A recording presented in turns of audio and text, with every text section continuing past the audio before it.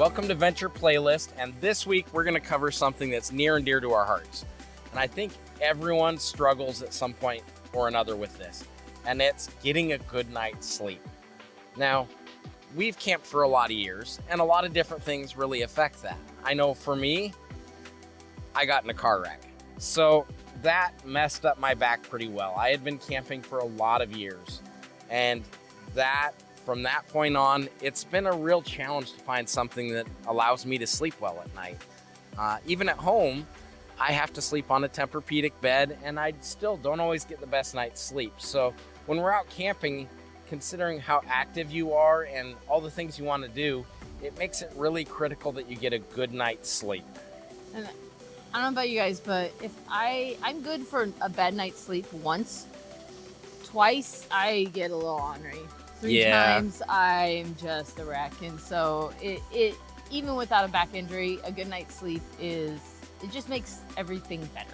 So everyone likes to try different things, and we've tried a number of things over the years. And back in the days when we did backpacking, we tried a number of things.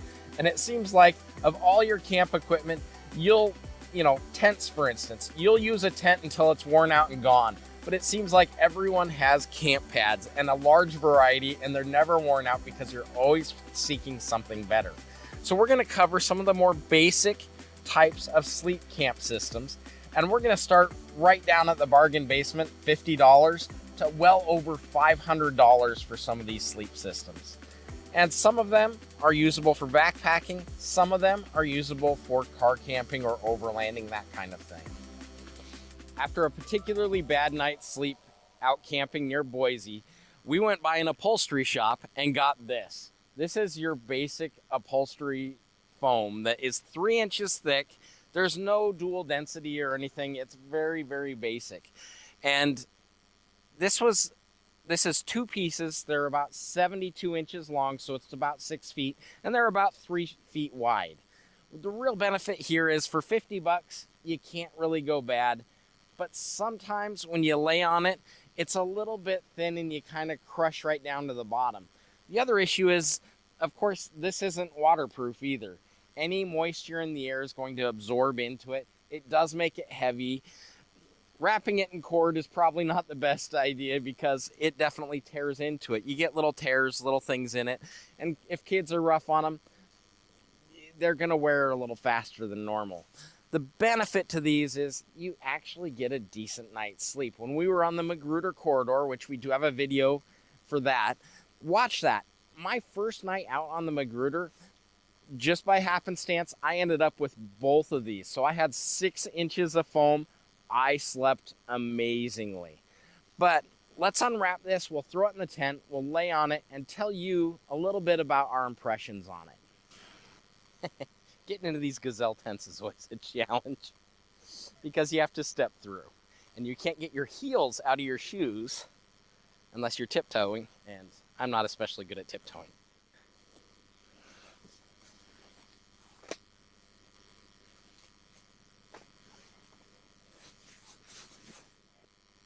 Now I can't knock this camp pad too much because in all reality, this camp pad is 15 years old.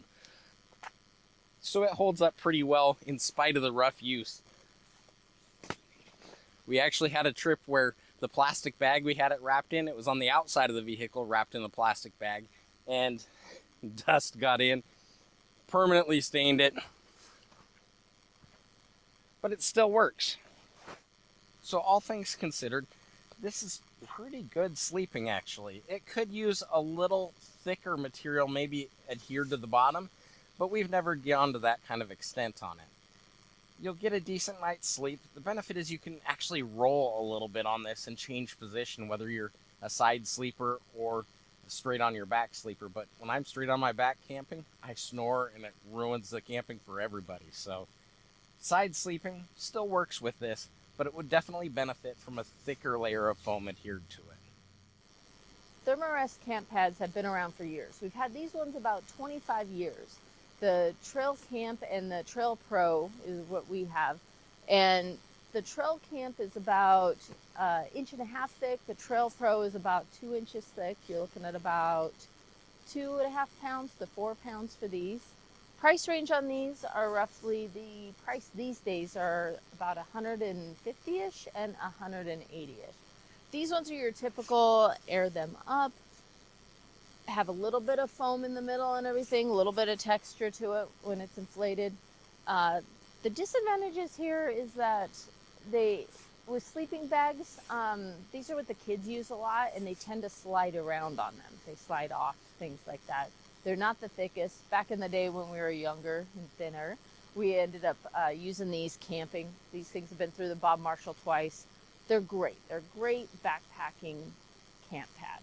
For overlanding where you don't have to hike them in, it's a little nicer to have something thicker, a little more supportive for the back. We got them inflated. Pretty standard. This one's a little thicker.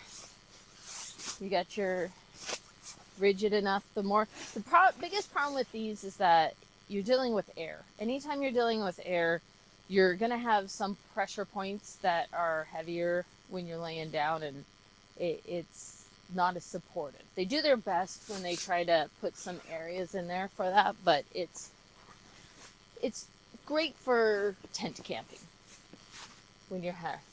It's great for trail hiking. They're light, the benefits there. They're small, they're easy to store.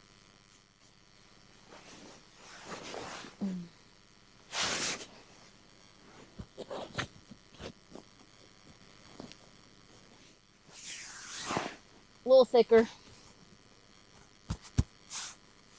This is nice. This is the KingCamp Premium Double. Now, this in a lot of ways is very much like the Thermarest, except it's significantly thicker, has a little more of that foam insulation core, so it does insulate a little bit better. The other benefit to that is when you open the valve, that foam material helps inflate it by expanding and bringing in that extra air. It takes just a little bit of putting your mouth on the valve and blowing into it to be able to inflate it the rest of the way. Now, the big benefit with this, the reason we got it, was because it fits perfectly in the Bronco. When you have it partially inflated, what you do is you lift the soft top, slide it in above the roll bar, and it fills that space perfectly. It makes it much easier to pack the rest of our gear in and to be able to access this when we need it. The other benefit there is that it also does a little bit of sound deadening when you're driving down the highway when you have a soft top. Now, this has been quite a good mattress for us. We've used it several times, but like all the inflatable ones, the problem is especially when you're not a kid, you're not lightweight anymore, the heavier parts of your body, as far as where your pressure points are, where your bones and that are closest to the skin, it's going to push right down through the air mattress part and right to the ground. So you're going to feel ground contact there. The other issue is that the areas that aren't as well supported are receiving a lot of that air pressure in return. So like me, where I have an injury on my back, those areas get a lot of extra pressure towards them, and for me it can be quite uncomfortable, especially when you try and turn at night. Now, as far as air-filled mattresses, I do have to give them credit. This is probably the best. And if you're a lighter person and maybe you've slept on air mattresses before and it doesn't bother you, this is a great option for you. Don't forget, we're going to put all the links for these in the description so that you can quickly link it there and look at it yourself. There are some other size options if you're not a Bronco owner and don't want to stuff it up into the roof section, but this is a pretty good option. I would definitely take this over a Thermarest. When doing some research on these online, there's some comments that people are struggling to get these back in the bag. As you can see, there's a lot of space still in these. We didn't have any trouble with it. You just pop these caps, deflate it, fold it in half, and really roll it to get it in, and we have not had any problems with that. They also have these two-part valves, an in and out, so you just flip those and you're ready to get that inflated. These have a nice texture on it, a little bit more of a fabric kind of material, so it grips the sleeping bag so you're not sliding everywhere. Unlike the Thermarest, which has almost the same consistency as a sleeping bag, so you just slide off of those a lot of times. It's nice and firm. It is comfortable. I have to admit it's more comfortable with one person than multiples. And that's just because when you're with multiple people, you're fighting that extra air pressure in areas. It's about 10 pounds, so it's nothing you want to take backpacking. One thing we did like about this is that with 4 of us in this tent, we would lay this about like this, and you can see in the Gazelle tent, it'll fill this area. And then we would put sleeping, like our clothes bag or something under our feet, and then with a pillow, we were quite comfortable with this with 4 people across, so we only had to bring the 1 pad, which was nice.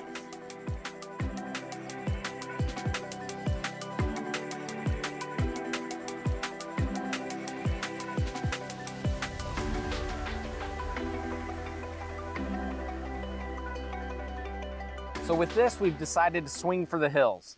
Basically, this is a $549 sleep system. This is what they call the Hest Dually Long. It is 50 inches wide by 78 inches long. So right in that same area, we're hoping that it's going to fit in the top of the Bronco as well. But it might not, because it is almost 4 inches thick. They say 3.9 inches. Now, they claim that it's dual material in there. It's memory foam. It should work for us. We paid for this out of our own pockets. We're not sponsored or anything like that. But it's just that important to get a good night's sleep. So let's see what it's got in the box.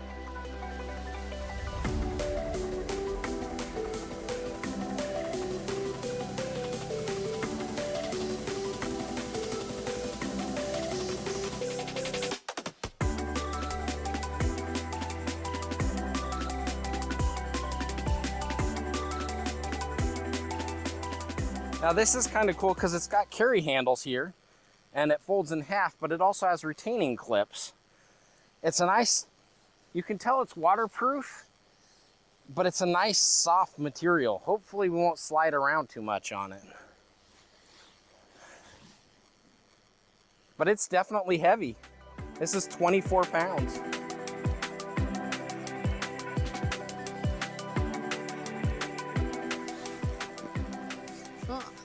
I've heard they had like a little cell phone pocket up here. Don't know if that's needed, but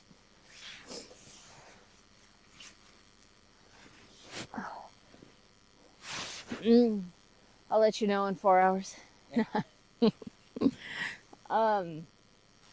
It definitely has that memory foam feel to it, but the foam is not as dense as I was hoping for. Is it kind of soft? It's not as firm. It's a bit soft, but it's more dense and more firm than the inflatable. There's some rocks under the campsite that we set up, and I can't feel any rocks under this. So that's going good for it. So I'm a side sleeper, and I think this is gonna work for that. The length is really nice. I'm 5'4", so you're gonna have enough room for your pillow, feet. Mike should be fine on this. You know, there is a more firm layer under this soft one, so maybe this is gonna be just fine. Let's go see if this will fit in the top of the Bronco, and we'll stay there. That's our real hope with this.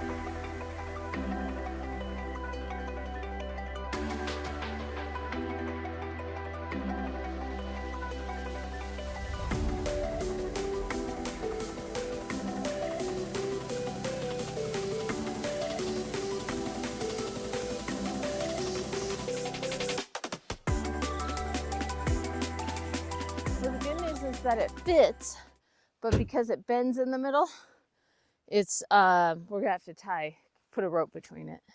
We'll have to support it somehow. We'll have to figure out a way to support it up there, but it fits. Well, thanks for coming along with us. This has been really fun to test all these things out and to try something new. We'll give updates on it, and be sure to check out in our description. We're gonna have links to all these different kinds of mattress pads, and of course, there's not a wrong one. It just depends on what your use is. We'll give a full report on this one in a few weeks when we head out to Nevada. We're headed to the Grand Canyon, and we're going to spend 5 days on this. So we will either love it or hate it by the end of it. Definitely. Watch for the updates. Thanks for coming along. We'll see you next week.